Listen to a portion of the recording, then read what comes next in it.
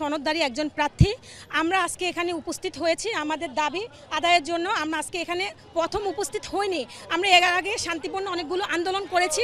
আমাদের একটা বোন 19 আগস্ট যেদিন আমাদের রেজাল্টটা পাবলিশড হয় সেদিন সে যখন বিবাহিত ছিল সে জানতো মানে সে চান্স পাবে, কারণ সনদ পাওয়া মানে হচ্ছে সে যোগ্য, সেই জায়গাটার জন্য সে সিলেক্টেড, তাই সে সনদ পেয়েছে। সে সবাইকে অলরেডি বলে দিয়েছে যে সে চাকরি পাবে।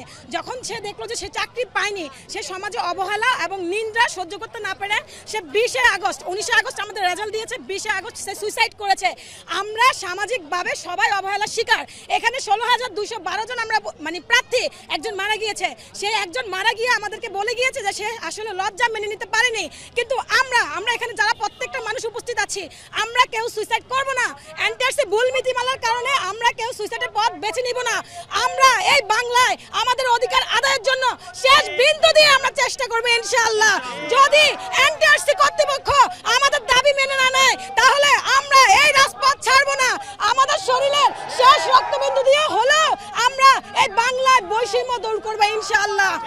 এনটিআরসি এর কাছে 27 সাল পর্যন্ত শূন্যপদ থাকা সত্ত্বেও তিনি আমাদেরকে মাত্র 7 মাসের শূন্যপদ যুক্ত করে 16,000কে বঞ্চিত করে 41,000 প্লাস প্রার্থীকে সুপারিশ করে। তাহলে বাকি 16,000 কি বৈষম্য নয়? 13 থেকে 17তম তারা সবাই 2 থেকে 3 বার গণবিজ্ঞপ্তিতে আবেদন করার সুযোগ পেয়েছে, কিন্তু আমরা পেয়েছি মাত্র কয়বার? আপনি বলেন সাংবাদিক হিসেবে আমরা কয়বার পেয়েছি আপনি জানেন? আমরা মাত্র একবার পেয়েছি।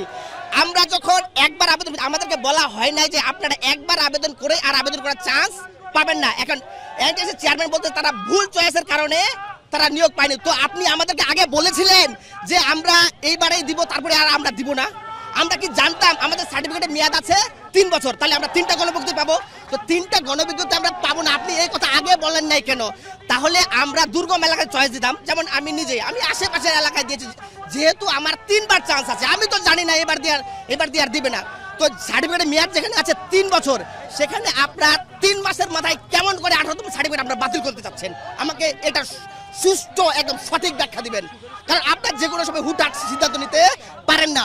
ন্যূনতম আমাদেরকে আরো 2 বার সুযোগ দিতে হবে। 2 বার যদি সুযোগ দেওয়া না হয় আমরা একবার চাচ্ছি এনটিআরসি চেয়ারম্যানকে আমরা সুন্দরভাবে বুঝাতে চাচ্ছি যে আপনি কি আমার কথা বুঝতে পেরেছেন যে আমরা যে 2 থেকে 3 বার গণবিজ্ঞপ্তি আবেদন 3 বছর সুযোগ আছে, আমরা 3 বার আবেদন করতে পারতাম অথবা 2 বার পারতাম। আপনি যে 3 মাসের মধ্যে আমাদেরকে বাতিল করে দিয়েছেন, আপনি কি আমার কথাটা বুঝতে পারছেন কিনা? আপনারা এখানে এসে ব্যাখ্যা দিয়ে যাবেন। আমার এটুকুই কথা, শুধু আর কিন্তু কোনো কথা নেই।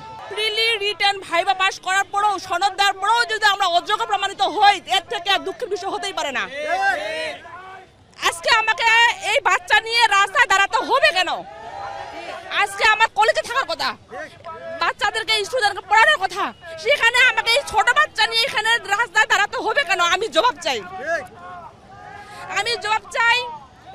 এনটিআরসির চেয়ারম্যানের কাছে। তারা আমাদেরকে সনদ দিয়ে অযোগ্য প্রমাণ করলো কেন?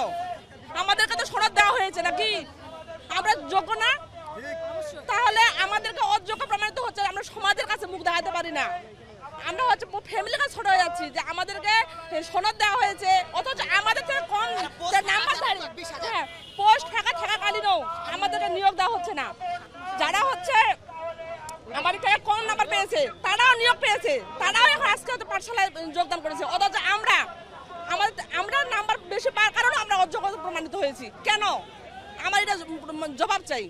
আমাকে আজকে বাচ্চা নিয়ে রাস্তায় দাঁড়াতে হবে কেন? সেই শুধু দিনাজপুর থেকে আমি আজকে এখানে ঢাকায় আসছি। এর থেকে আর কি লজ্জার বিষয় হতে পারে? আমাকে আজকে কেন দাঁড়াতে হবে রাস্তায়? স্মারক প্রদান করেছি। এখানে আমরা সচিব ম্যাডামের কাছ থেকে মৌখিকভাবে আশ্বস্ত হয়েছি বা মৌখিকভাবে আমাদেরকে আশ্বাস দিয়েছে, কিন্তু আমরা তো মৌখিকভাবে তো অনেক কথা অনেক সময় শুনি, এটা তো কোনো ডকুমেন্টস থাকে না। বেদে আমরা এবার চাই একটু জাস্ট ডকুমেন্টসের আলোকে যাতে আমাদের একটা কথা তারা বলে জানি। আমরা মোটামুটিভাবে এনটিআরসি হোক, যেহেতু ওদিক থেকে একটা আদেশ করলে তারা মানতে বাধ্য, বেদে আমরা সেই অপেক্ষায় আছি। জাস্ট আমরা একটা লিখিত একটা ডকুমেন্টসগতভাবে একটা প্রমাণ চাচ্ছি। আমাদের এনটিআরসি থেকে মূলত ভ্যাকান্সি নেওয়া আছে 2027-31 ডিসেম্বর পর্যন্ত। তা সত্ত্বেও আমরা 18তম যারা সনদ পেয়েছি, আমরা সনদ পেয়েছি জুন মাসের 4 জুন। এনটিআরসি একটা যদি শুভবুদ্ধির উদয় হতো তাদের, তারা মানে আমাদের পজিটিভ থাকতো বা আমাদের নিয়ে যদি তারা চিন্তাই করতো, তো সেক্ষেত্রে তারা সেই জুন পর্যন্ত ভ্যাকান্সি দেখিয়ে তারা আমাদেরকে বিশেষ বিজ্ঞপ্তির মাধ্যমে নিয়োগ দিত। কিন্তু তারা তা না করে তারা কি করলো, 24 অক্টোবর, এর মানে 24 অক্টোবর থেকে 4 জুন, প্রায় 8 মাসের একটা গ্যাপ রেখে 8 মাসের পিছন থেকে তারা ভ্যাকান্সি দেখিয়ে তারা লোক নিয়োগ করেছে। এর মানে হতে কি, এখানে সনদধারী আমরা বাকি রয়ে গেলাম মাত্র 16,000 ভাই। তার ভিতরে কম্বাইন্ড আছে, কিছু আছে প্রাতিষ্ঠানিক বাধা, এগুলো যদি দূর করে দেয় সেক্ষেত্রে আমরা হাতে গোনা মাত্র 8 থেকে 9,000 লোক বাকি থাকি। বিধায় তারা যদি 8 মাসের গ্যাপটা তারা তাদের নিজেদের হাতে না রাখতো, 8 মাসের কিছু অংশটা আমাদের দিয়ে দিত, সেক্ষেত্রে একটা মানুষ আজকে রাস্তায় দাঁড়াতে হতো না। এর ম্যাক্সিমাম কলেজের লেকচারার।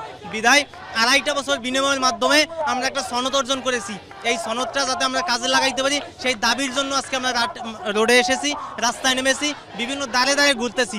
তাই আমাদের পক্ষ থেকে স্পষ্ট একটা বার্তা, যদি আমাদের এই 2.5 বছর কষ্টের বিনিময়টা সনদ অর্জন করা এবং 18 বছর বা 20 বছর পড়াশোনার মাধ্যমে আমাদের মাস্টার্স কমপ্লিট করা, এর যদি কোনো প্রমাণ আমরা বাস্তবভাবে লাইফে প্রতিফলন না ঘটাতে পারি, সেক্ষেত্রে আমাদের জীবন রাখার কোনো মূল্য নাই। বিধায় আমরা আমাদের 2.5 বছরের সনদ প্লাস 20 বছরের পড়াশোনার জন্য 18-20 বছরের ক্যারিয়ার, এটা আমরা নিমিষেই এনটিআরসির দুর্বুদ্ধিতার কারণে আমরা বিলীন হয়ে যেতে দিতে পারি না।